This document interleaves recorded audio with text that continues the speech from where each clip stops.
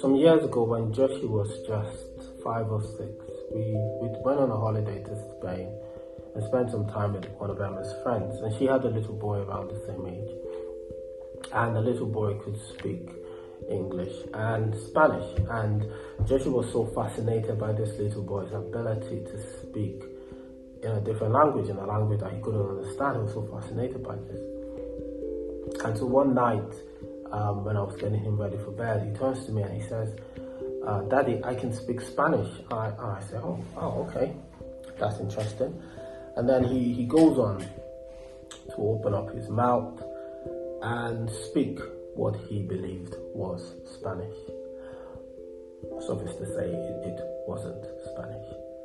But it just captures that wonderful truth of childlike faith. Joshua believed in his heart that he could speak Spanish, and so he opened his mouth and expected Spanish to come out. And it just reminds me of the invitation Jesus gives to us to believe in him.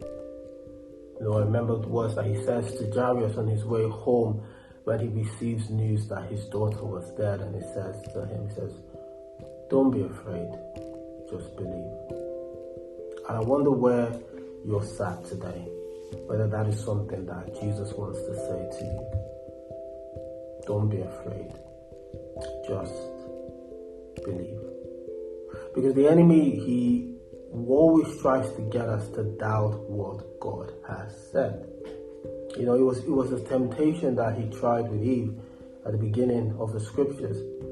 Did God really say that? And he does that to us, doesn't he? He tries to get us to doubt what God has said. Did God really say he has a plan? Did God really say he loves you? Did God really say he's forgiven you? Did God really say he will care for you? I mean, if he tries it on Jesus, he will try it on us. Remember, Jesus has just been baptized by John, and he hears those words from heaven, you know, you are my dearly beloved son, in whom I'm well pleased. 40 days later, Jesus is in the wilderness. What is Satan saying to him? If you are the Son of God. He just heard his father declare over him, not just are you my son, you are my dearly beloved son, who I am pleased with. And then the enemy is coming at him and saying, if you are God's son, if. And he loves that if in our lives, doesn't he? If you were God's child, if God was with you, if God called you, if God has forgiven you, if God has transformed you, if God is in it, he loves that. He loves to point at the stones where perhaps we would want the bread to be, and to throw out his if line. Jesus teaches us how to respond. He basically says to the enemy, I don't need the tangible things to tell me who I am. I believe it because God has said it. And that's the invitation to childlike faith. Believe it because God has said it. Believe it because Jesus has spoken it.